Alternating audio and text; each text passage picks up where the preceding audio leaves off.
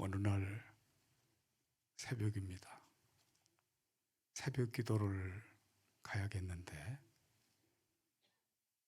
이쪽에는 제가 전혀 이 지역 상황을 알지 못하기 때문에 그 전날인가 이곳에 교회가 세 군데가 있구나.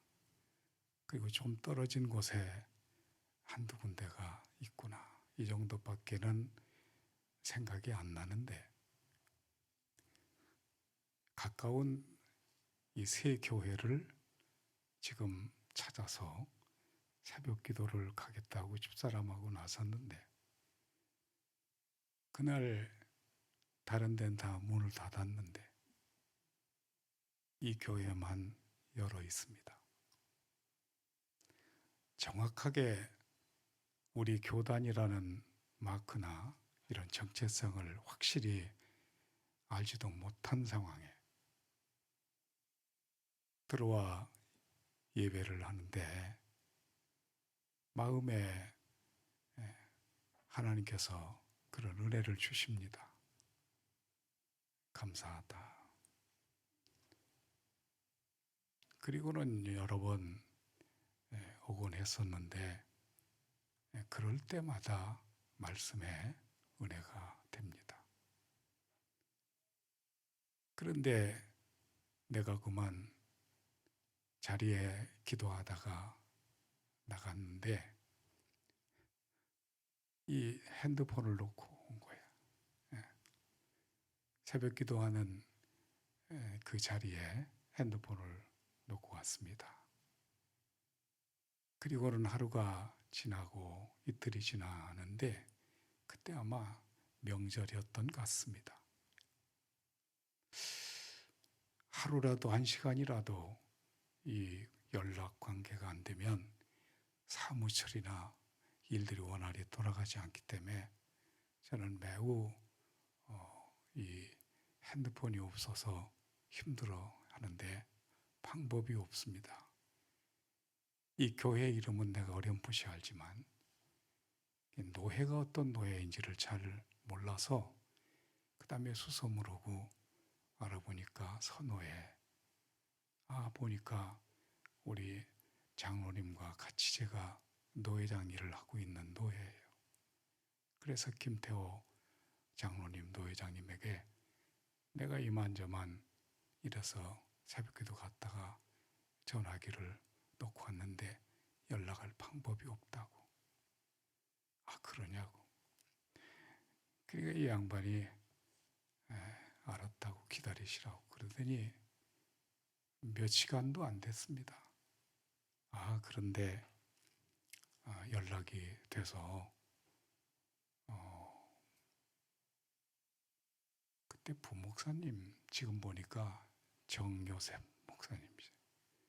막 뛰어나와서 그 다음에 그거를 전해주잖아요.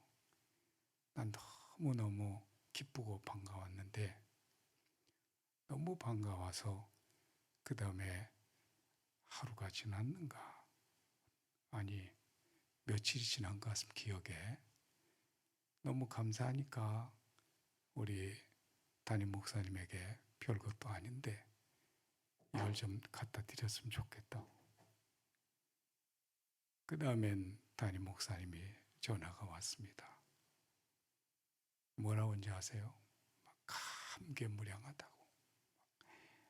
아니 나를 알지도 못하고 목소리도 얼굴도 모르는 나에게 이렇게 처음에 별것도 아닌 거를 드렸는데 그렇게 나오니까 내가 얼마나 천하에 민망하고 부끄러운지 아니라고 감사하다고. 어쨌든 이게 계기가 되고 출발이 됐습니다만 오늘 이 강단에서 처음에 무슨 얘기를 시작을 해야 될까를 메모를 쭉 하려다가 이 순간에까지 주시는 마음으로 내가 시작을 하겠습니다. 했는데 이 시간에 저에게 주시는 마지막 말씀이 뭔지 아십니까? 이 교회 오기를 잘했다. 잘했다. 첫째는 우리 담임 목사님의 메시지가요. 여기서 제가 몇 번을 들었겠습니까? 몇 번을 예배하러 왔습니까? 불과 몇 번도 아닌데 들을 때마다 다르고 볼 때마다 다르고 은혜가 그렇게 될 수가 없어요. 너무 귀한 겁니다. 제가 45년을 목회했다고 하지만 똑같은 목사지만 어쩌면 이 말씀을 접근하는 방법이 이럴 수 있을까? 그래서 오늘도 말씀을 들으며 은혜가 됐지만 지난번에 주신 말씀의 은혜보다 또 다른 은혜를 주시고 있는 거예요. 내가 이거 일부러 듣기 좋으라고 하나요? 이 마음에 없으면 말할 수가 없습니다.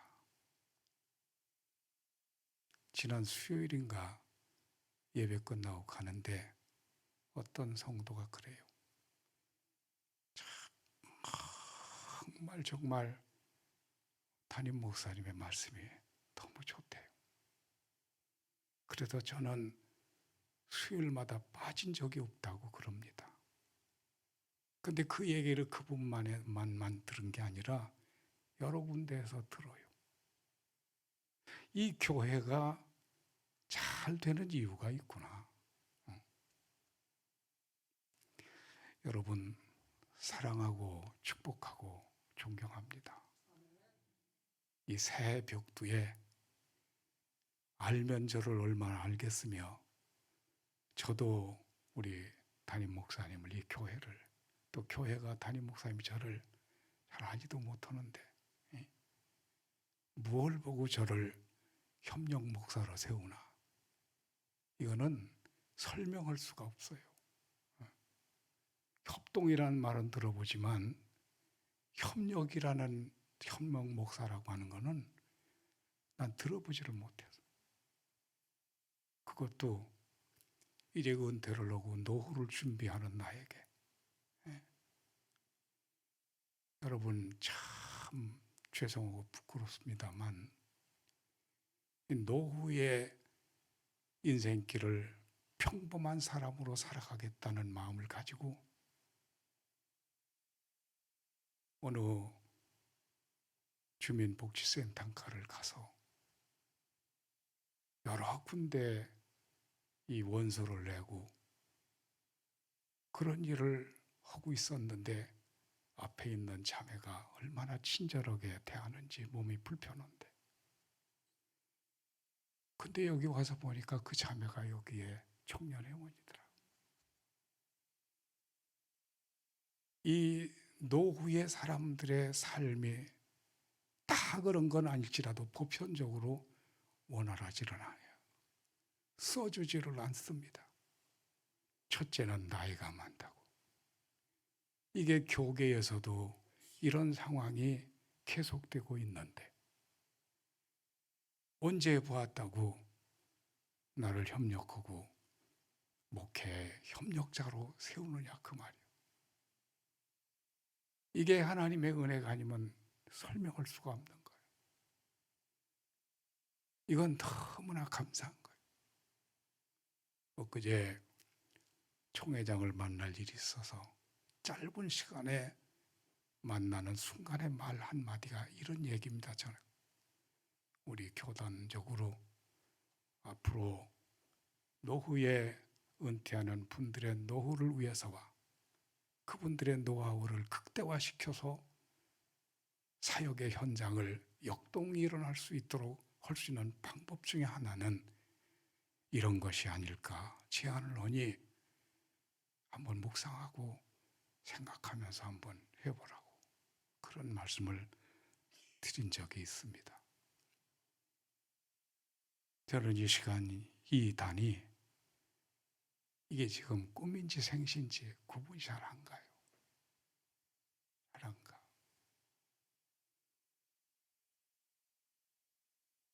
이제 말씀을 증거하겠습니다. 오늘 본문에 보면 이 세 사람이 주님을 만납니다. 그런데 이 사람들과의 말을 그렇게 오래 하지 않습니다. 긴 대화 그리고 깊은 대화를 나누지를 않습니다. 그럼에도 불구하고 짧은 대화 중에 대화를 나누다가 세 사람 모두가 하나님 나라에 합당하지 않다고 퇴짜 맞고 돌아갑니다. 오늘 이 본문에 있는 말씀을 자세히 보면 하나님 나라에 합당하지 않다, 그런 말씀이지만,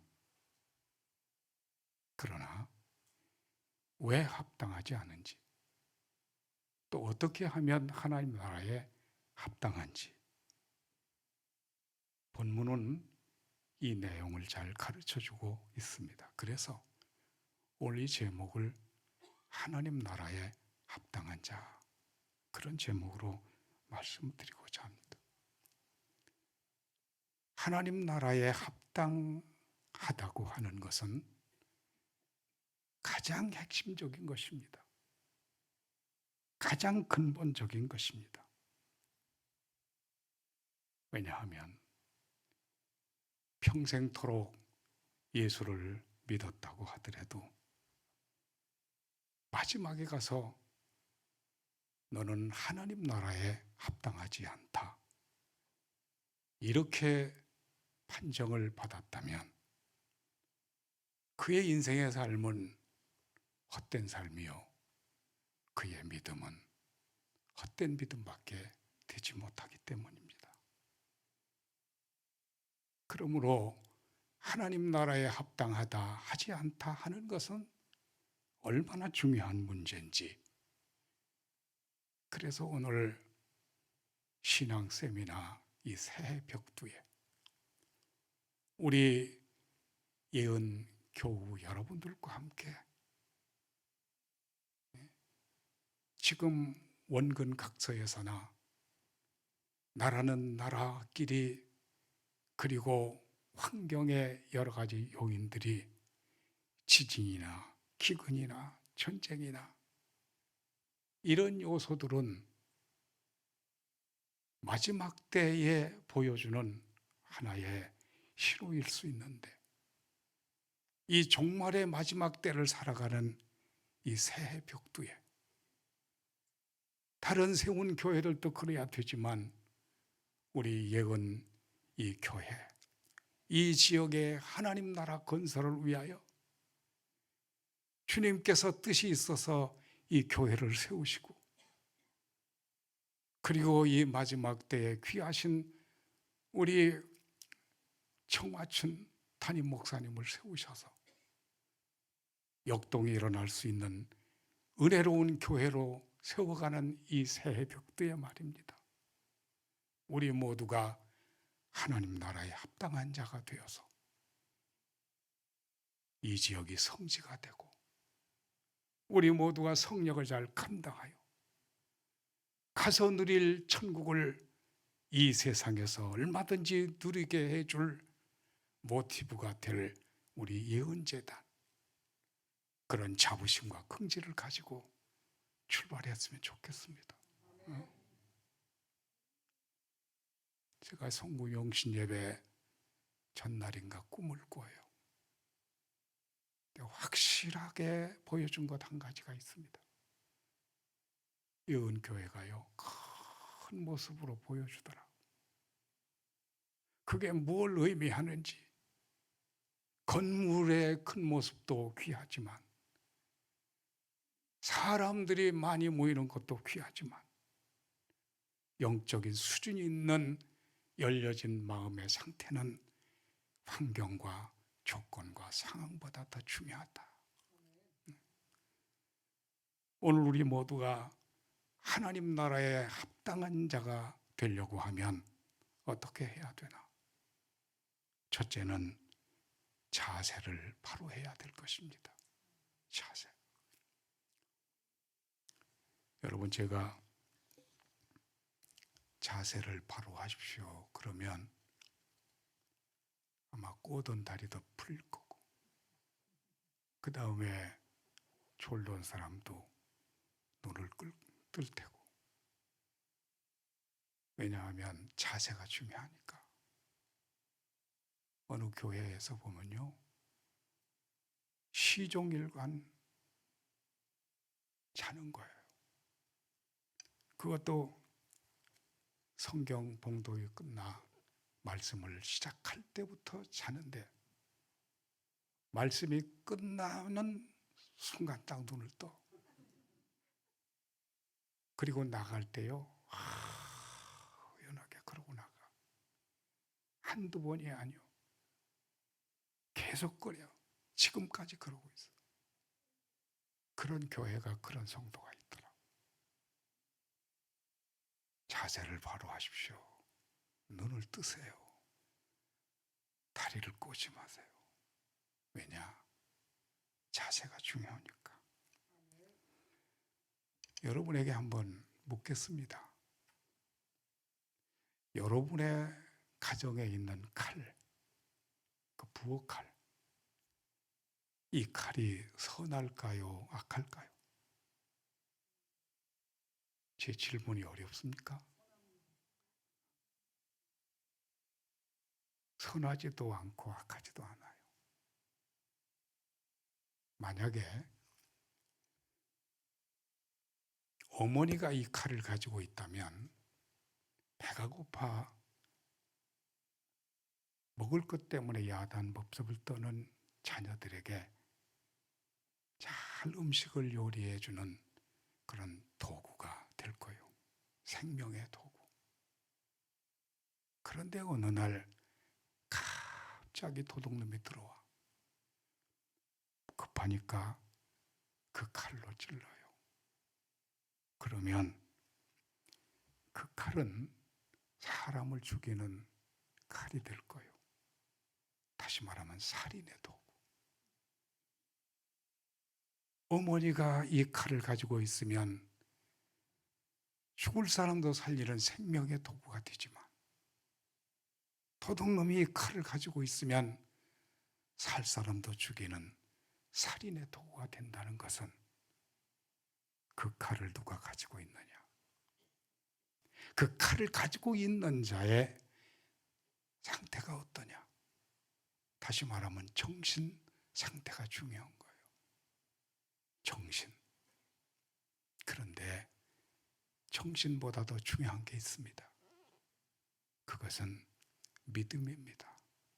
믿음의 자세예요. 여러분, 믿음은 구원의 절대적인 조건 아니겠습니까? 믿음 없이는 구원을 받을 수가 없는 거예요. 믿음. 믿음은 바라는 것들의 실상이라고 그랬습니다. 믿음은 하나님을 기쁘시게 하는 것이라고 그랬습니다. 믿음은 세상을 이기는 힘이라고 그랬습니다. 그런데도 이 믿음의 자세가 안 좋은 사람들은 생각하는 것도 안 좋게 생각하고, 말하는 것도 삐딱하게 말하고, 행동하는 것도 저가 구원을 받은 사람인가? 그렇게 해서 하나님을 기쁘시게 할 수 있을까? 정말로 세상을 이길 수 있는 힘이 바로 믿음이라고 하였는데, 저렇게 믿어가지고 세상은커녕 자신도 이기지 못하고 얼마 가지 않아서 안 좋은 모습으로 전락하고 말 것 같다. 근데 믿음이 좋은 사람들은요, 말하는 게 달라, 생각하는 게 달라, 행동하는 게 달라. 오픈되어 있어. 매우 긍정적이야. 영적입니다. 한마디 들어보면 알아요. 저가 믿음이 있는지. 믿음이 좋은 사람. 하나님 나라에 합당한 사람은 어떤 사람인가? 믿음의 자세가 좋아야 될 줄로 믿는 것입니다. 오늘 이 본문을 같이 한번 읽겠습니다. 우리 57절에서 58절 다 같이 읽을까요? 시작.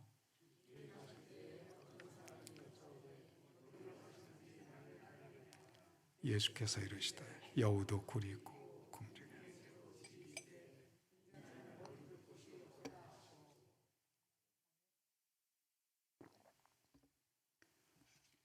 여기 보니까 예수님께서 길을 가시는데 어떤 사람이라고 그랬습니다.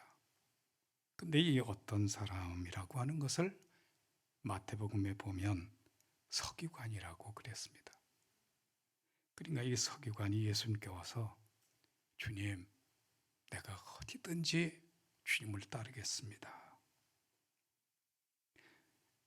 여러분, 어디든지 주님을 따르겠다고 하는 이 말에 흠 잡을 때가 있나요? 없습니다. 왜냐하면 영광을 받는 곳에 가지만 그러나 주님을 위하여 곤욕을 치르는 데는 못 갑니다. 높아지려고 하는 데는 가지만 주님을 위해서 밟힘을 받는 곳이라면 못 갑니다.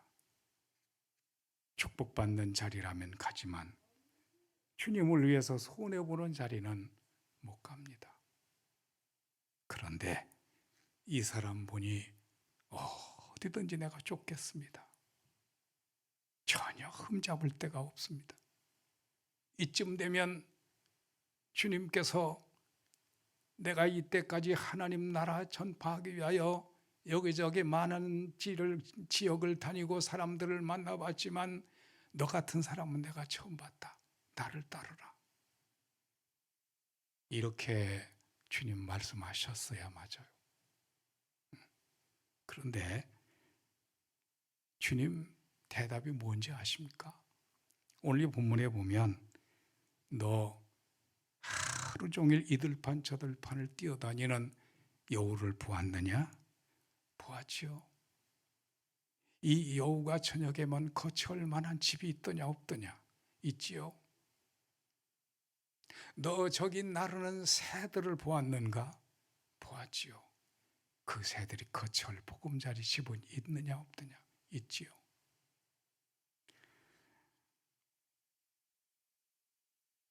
여우도 집이 있고 새도 집이 있는데 나는 머리 둘 곳이 없어. 여러분, 머리에 둘 곳이 없다는 것은 벽에가 없다는 거예요. 벽에가 없다는 사람이 깔료가 있겠으며 덮을 이불이 있겠습니까? 난 아무것도 없다는 말입니다. 참으로 이상한 것은 내가 어디든지 따르겠다라고 그렇게 질문해 왔다면 따르라든지 말으라든지 해야 되는데 나는 아무것도 없어. 나는 줄 게 아무것도 없어. 그럼 예수님이 이 서기관의 이 얘기를 잘 못 들으셨을까? 아니면 들었어도 그게 무슨 의미인가를 몰라서 그랬을까? 모를 리가 없습니다. 잘 못 알아들을 이유가 없으십니다. 그러면 왜 이렇게 핀트가 틀려나간 것일까? 주님이 보는 관점과 보편적으로 사람들이 생각하는 생각과 다릅니다. 지금 주님은요, 이 사람의 말과 그 말하는 그 사람의 마음포를 보는 거예요. 지금 이 사람의 말은요, 얼마나 잘하는지 몰라. 예수 믿는 사람 말 잘하거든. 말을 얼마나 멋있게 하는지 몰라. 그런데 말만 잘해. 근데 마음은 아니야. 이 서기관의 마음이 어떤지 아십니까? 로마 물리치고 이스라엘이 평정을 되찾는 날에, 왕이신 주님께서 왕으로 등극하는 날에, 내가 불편하고 힘들지만 그래도 주님을 따르면, 주님을 이용하면 내가 한 자리 할 수 있겠다. 주님을 어떤 모습으로 보는지 아십니까? 정치적인 예수.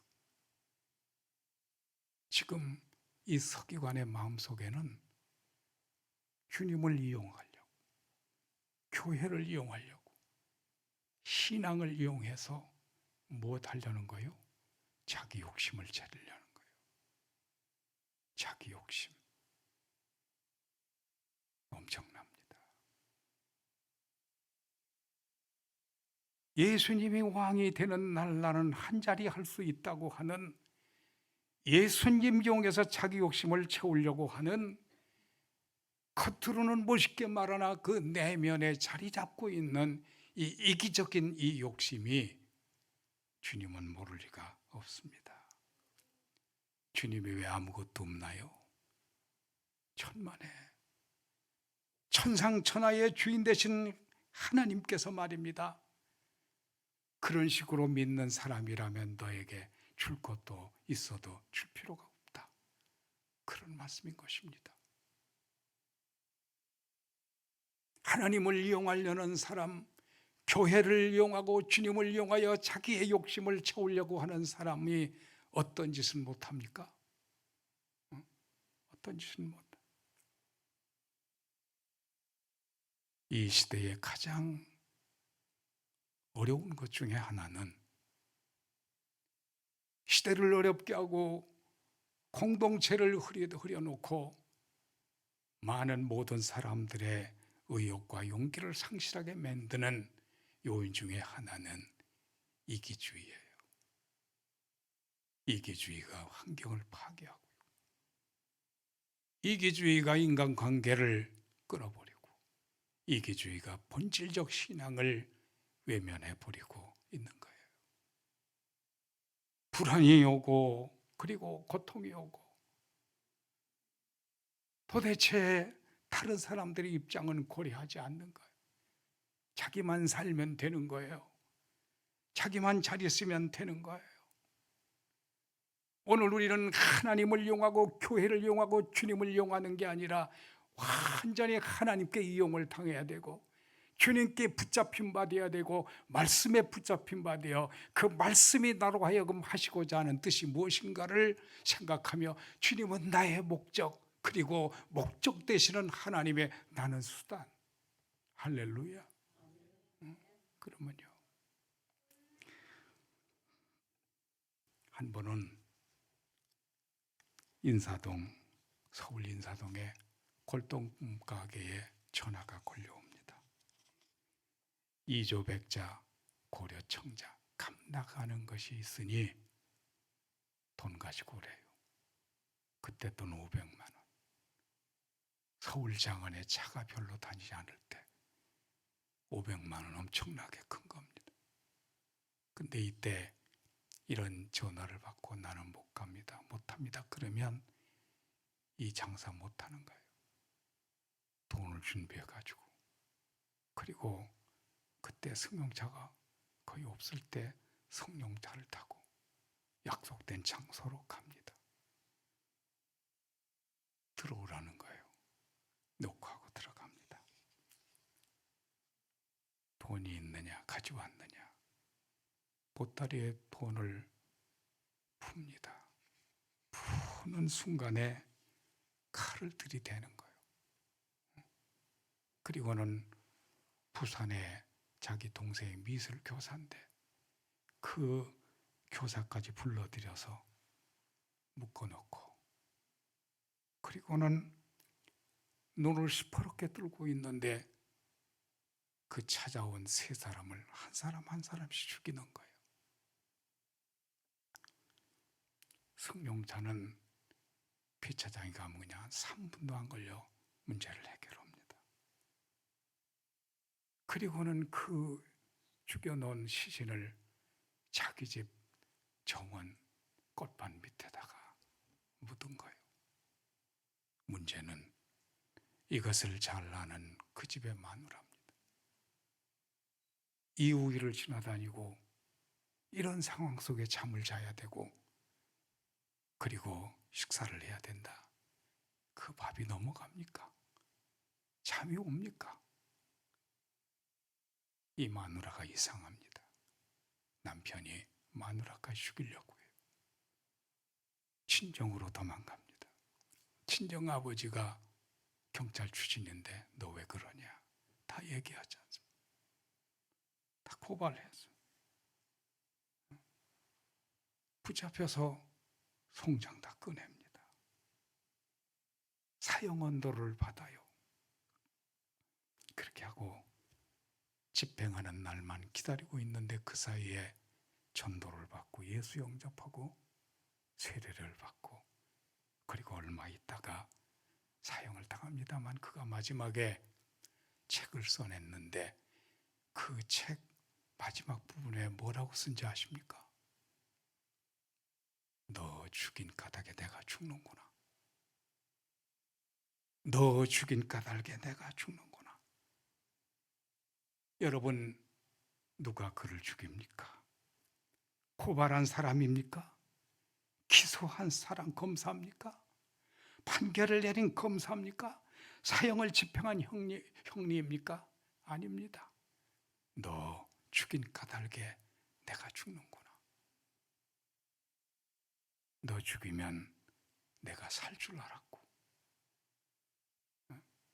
나 잘 되기 위해서 네가 수단이 되고 나는 목적이 되면 잘 될 줄 알아.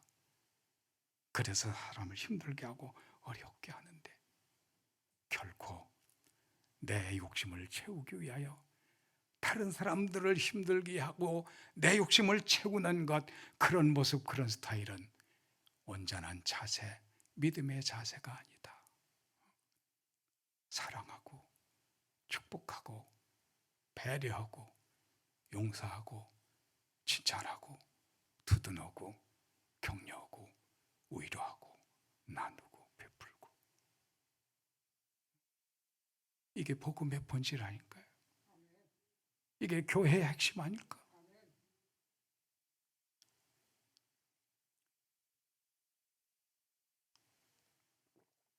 예언교회가요, 뭐니 해도 말씀이고, 말씀이 목사님 계속해서 담임 목사님 말씀, 이 말씀이 삶으로 녹아져야 된다. 흘러가야 된다. 예배, 생활 예배 돼야 된다. 어쩌면 그렇게 제가 하고자 하는 얘기를 하시는지 몰라. 왜냐, 그게 본질이니까.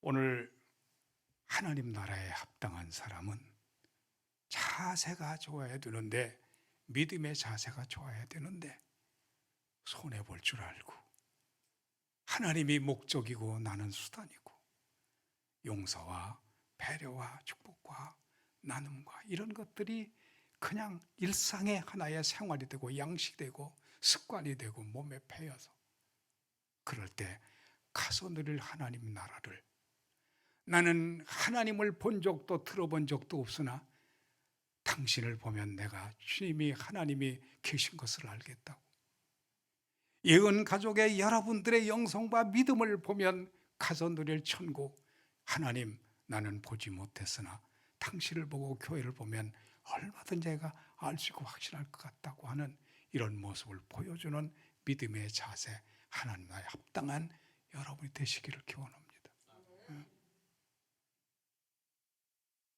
두 번째는 오늘의 충실한 자입니다. 한번 따라서 하겠습니다. 오늘의 충실한 자. 다시 한번 따라서 시작. 오늘의 충실한 자. 우리는 시간 날에 살아가는 까닭에 지나온 날을 과거라고 하고, 그리고 앞으로 맞이할 시간을 미래라고 하고, 그리고 현재를 오늘이라고 나누어 얘기합니다. 그런데 하나님은 시간을 초월해서 계신 까닭에 과거도 없습니다. 미래도 없습니다. 오늘입니다. 현재입니다. 그 말은 오늘이 그렇게 중요하다는 말입니다. 미래의 꿈을 가져야 되지만 현재 없는 미래는 있을 수가 없는 것입니다. 내가 아무리 화려한 과거를 가지고 있다고 하여도 이 현재가 엉망이면 과거의 화려한 화려는 빛을 잃고 말 것입니다. 내가 아무리 엄청난 미래의 꿈을 가지고 있다고 하여도 현재가 엉망이라면 미래는 보장받을 수가 없는 것입니다. 화려한 과거가 빛을 발하고 그리고 미래의 희망찬 그런 꿈을 가지고 있다면 오늘을 살아가되 오늘을 충실히 살아가는 이런 사람들이 하나님 나라에 합당한 사람입니다. 오늘 저와 여러분이 이러한 믿음으로 하나님 나라에 합당하되 오늘을 충실히 살아가는 우리 모두가 되기를 기원합니다. 오늘 본문에 있는 말씀 보겠습니다. 59절에서 60절 다 같이 읽겠습니다. 시작. 또 다른 사람에게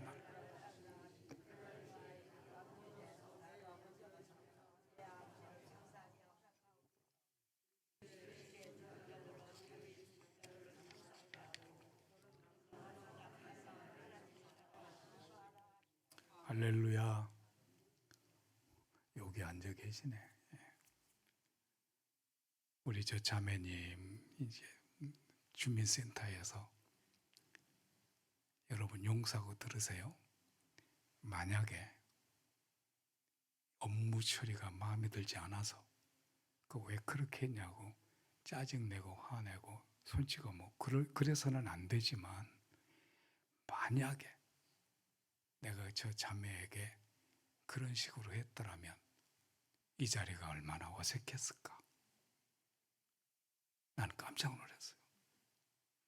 그래서 안 믿는 사람도 그렇지만 믿는 사람은 정말로 원수 맺어서는 안 되네. 내가 뭐 잘못 얘기한 거 있어요, 자매님? 없잖아.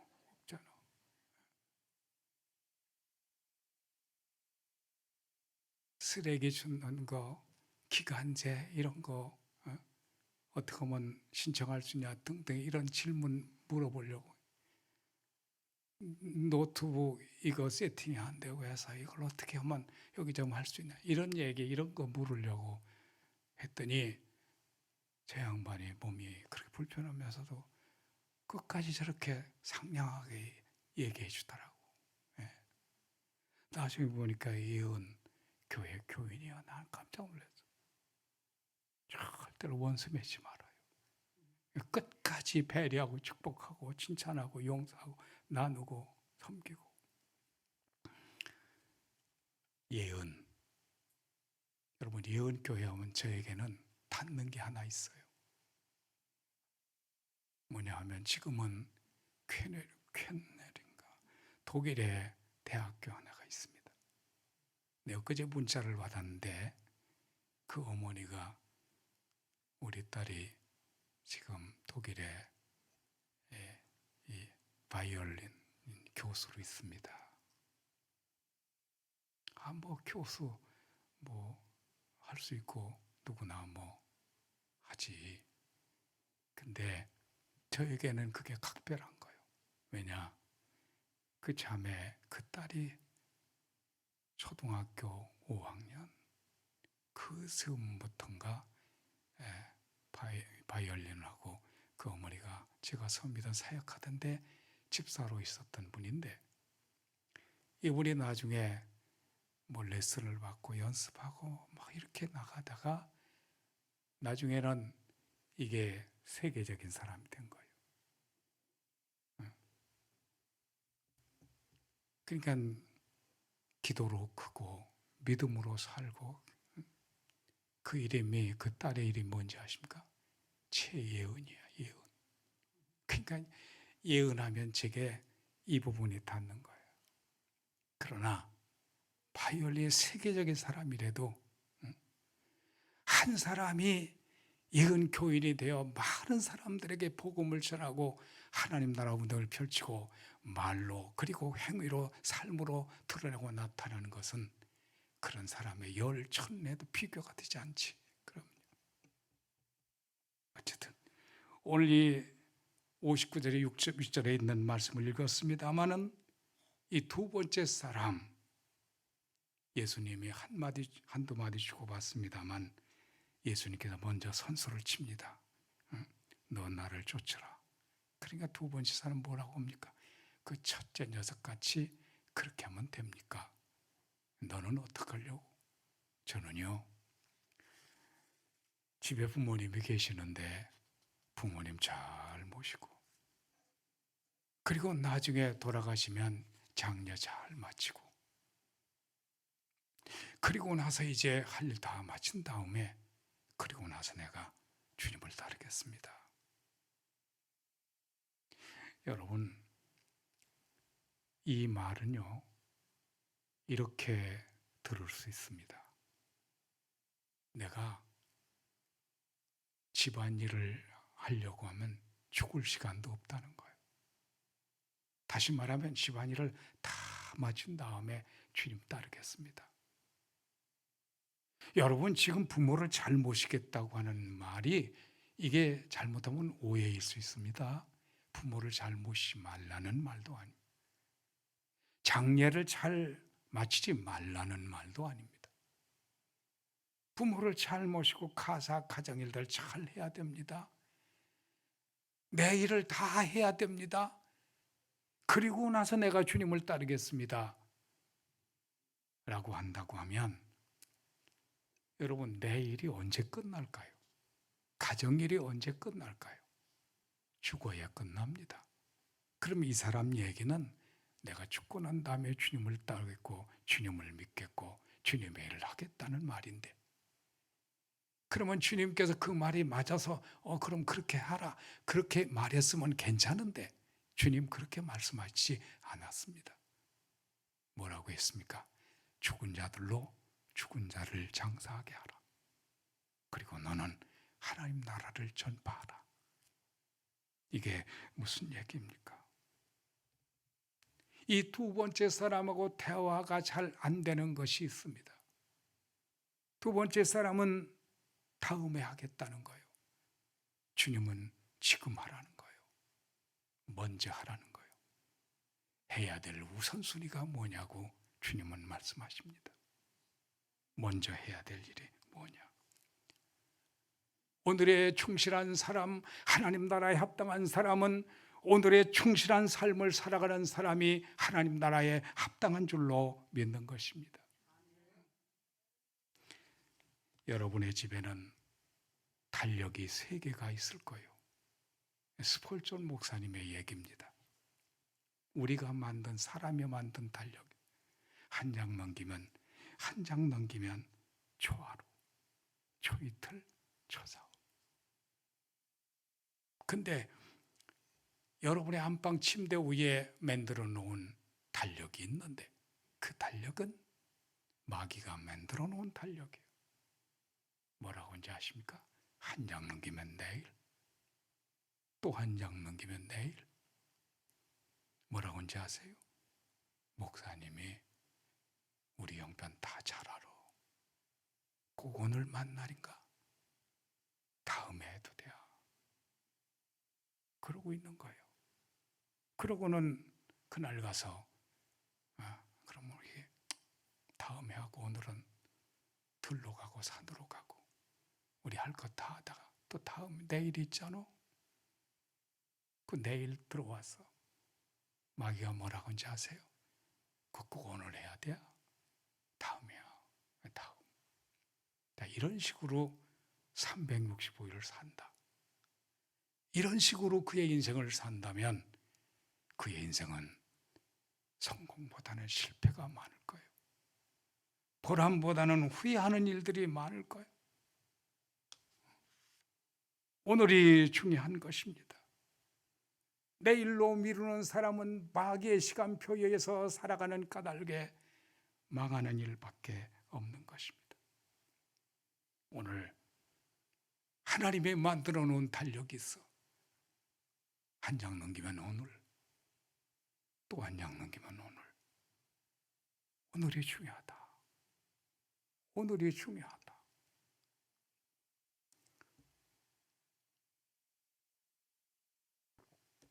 새 벽두에 장례를 세 군데나 치르셨다고. 그래서 묵상하면서 설교에 그런 내용을, 그런 메시지로 증거를 하실 때, 참 역시 다르시구나. 나라면 저렇게 했을까? 거기 지금 유족들이 앉아 있는데, 근데 그 메시지가 그런 쪽으로 갔는데, 그 핵심 요소 중에 하나가 무엇입니까? 너나 나나 모두가 다 삶의 내일과 미래가 없다는 거예요. 하나님이 허락한 보험이 안에 살아가는 까닭에 우리는 내일과 미래를 생각하며, 그리고 계획하며, 그리고 기대하며 살지만 천만의 말씀이에요. 우리에게 허락한 오늘만이, 하나님께서 나에게 허락한 이 시간만이 우리가 살 수 있는 유일한 그런 시간일 때, 이 시간을 어떻게 보내고 누려야 하느냐, 그 말이에요. 하나님은 오늘. 여러분, 정근모 씨라는 분을 모르실 리가 없습니다.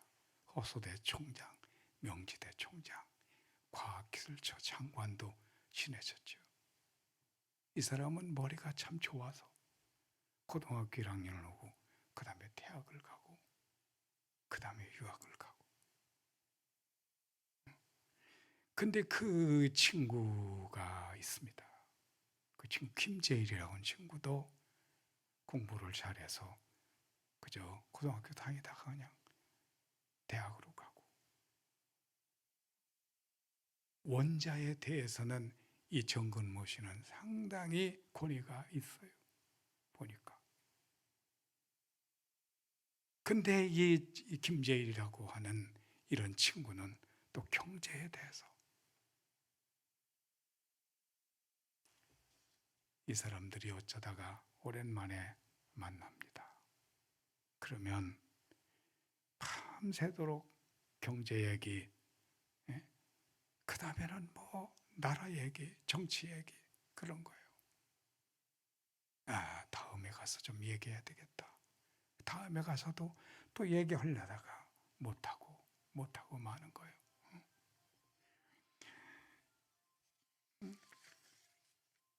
경제수석의 담당이 되어서 경제적인 이런 부분에는 일각이 있는 김재희라고 하는 친구와 과학에 대해서 일각이 있는 이 정근모 씨, 밤새도록 그 얘기를 하고 다음에는 꼭 이 얘기를 해야지.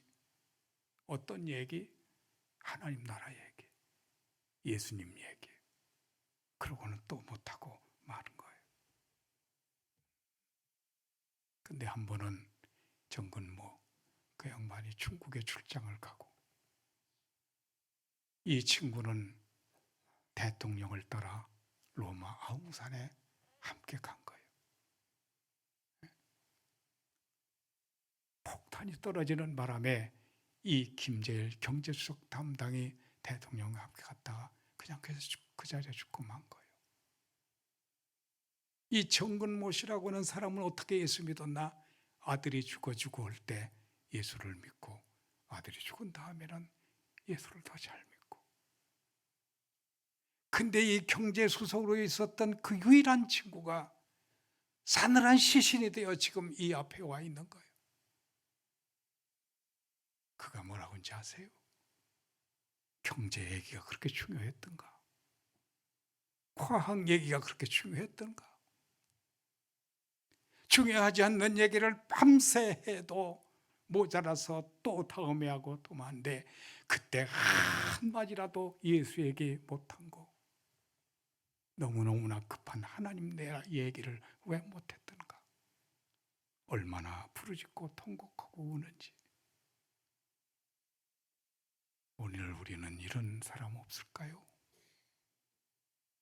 만나면 전혀 예수에게, 하나님 나라에게, 천도, 영혼, 구원에 대한 얘기는 너무 잊어버린 지 오래야. 희미해져 버렸어.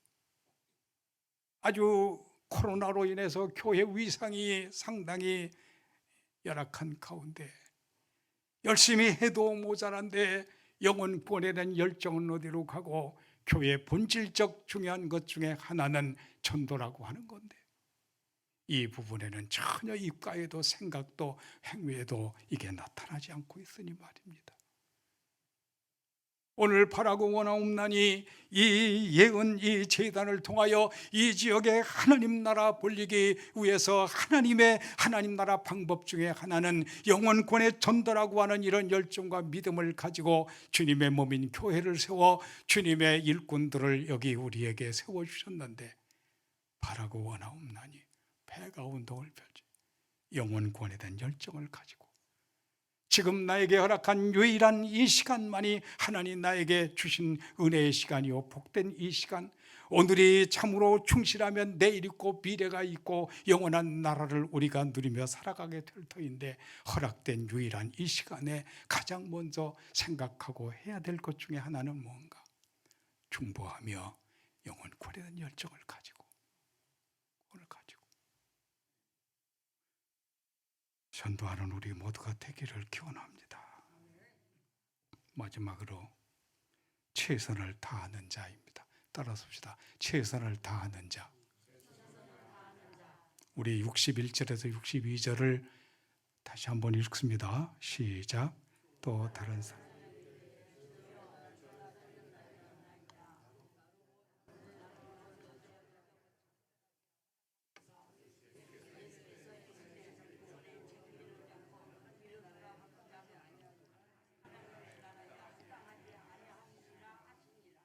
여기 보니까 세 번째 사람은 주님, 내가 주님 따르겠습니다. 첫 번째 사람, 두 번째 사람 그런 식으로 따르면 되겠습니까? 너는 어떻게 하려고? 나는 그저 집에 가서 작별 인사만 하고 오겠습니다. 그럴 때 주님께서는 그 사람의 말인지 혹은 그 사람의 마음의 말인지 그 사람이 뭘 본지 아십니까? 그 사람의 됨됨이를 본 거예요. 여러분, 사람의 됨됨이가요, 참 찰떡 같은 사람은 생각하는 것도 말하는 것도 행동하는 것도 뭐 하나를 시키면 그냥 잘하는 거예요. 그런데 무슨 떡 같은 사람은 어떻게 말을 해도 꼭 그렇게 하는지 몰라요. 지금 주님 뭐라고 하는지 아십니까? 쟁기를 붙들었습니다. 손에 쟁기를 붙잡고 왜 자꾸 뒤를 보느냐 하는 거예요. 다시 말하면 오늘 우리들이 말씀을 붙들고, 무슨 말씀을 붙들고? 하나님 말씀. 금년에 우리에게 주신 말씀이 뭡니까? 비전 2024년의 비전의 말씀이 은혜가 넘치는 삶으로 하나님을 사랑하는 전하는 예언교회가 되게 하소서를 시도 때도 없이 언제나 항상 이 말씀을 붙들고 누구를 바라보며? 하나님을 바라보면서 쟁기를 붙들은 농부가 쟁기를 꼭 붙들고 그리고 어디를 바라보며? 앞을 바라보며. 그런데 거룩한 사명을 직분이라고 하는 그리스도가 주었는데 이 직분을, 이 사명을 위해서 직분을 주셨는데 이 직분을 가진 사명을 가진 자가 하나님을 향하여 부르짖고 간구하면서 항상 말씀을 붙들고 이 금년에 우리에게 주신 이 비전의 말씀을 마음에 붙들고 농부가 쟁기를 꼭 붙들고 앞을 보고 나갈 때 갈아도 갈아지고 농사가 제대로 되는데 자꾸 옆을 보는 거예요. 뒤를 보는 거예요. 하나님 나라에 합당한 자는 앞만 바라보는 것이다. 주어진 자기의 사명을 잘 감당하는 사람, 바로 그 사람은 앞만 보는 것이다. 말씀을 붙드는 것이다. 말씀을 붙들고 함께 기도하면서 함께 본질적 예배를 흐트러지지 아니하고 예배 가운데 임재하시는 하나님을 항상 은혜 가운데 만나고 나에게 우리에게 주시는 은혜가 무엇인지를 생각하면서 항상 전진하고 나아가게 될 때 바로 이런 사람들을 하나님의 기뻐하는 사람으로 여겨주고 세워주게 될 줄로 믿는 것입니다. 이런 사람들의 삶의 모습이 최선을 다하는 것입니다. 하나님 나라에 합당한 사람이 누구인가? 자세를 바로 하는 사람인 것입니다. 오늘을 충실히 살되 오늘이라고 하는 이 한날을 영혼 구원을 위해서 하나님 나라 전파하는 일을 위해서 나에게 거룩한 사명을 주신 줄로 알고 이 사명을 위해 전력 투구하여서 최선을 다하게 될 때 하나님 나라 합당하여 하나님의 칭찬받고 쓰임받고 하나님께 영광 돌리며 살아가게 될 줄로 믿습니다. 오늘 이 은혜가 저와 여러분에게 넘치기를 주의 이름으로 축원합니다. 기도하겠습니다. 하나님 우리 아버지 감사합니다.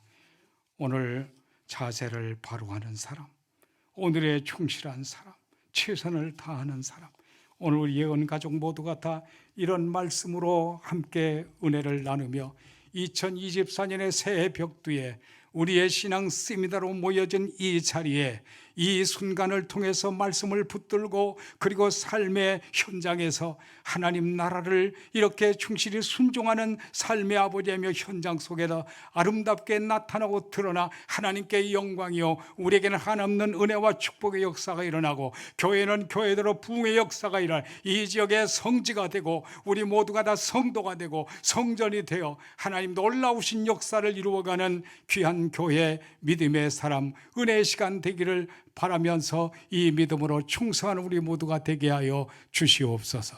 예수님 이름으로 기도합니다. 아멘.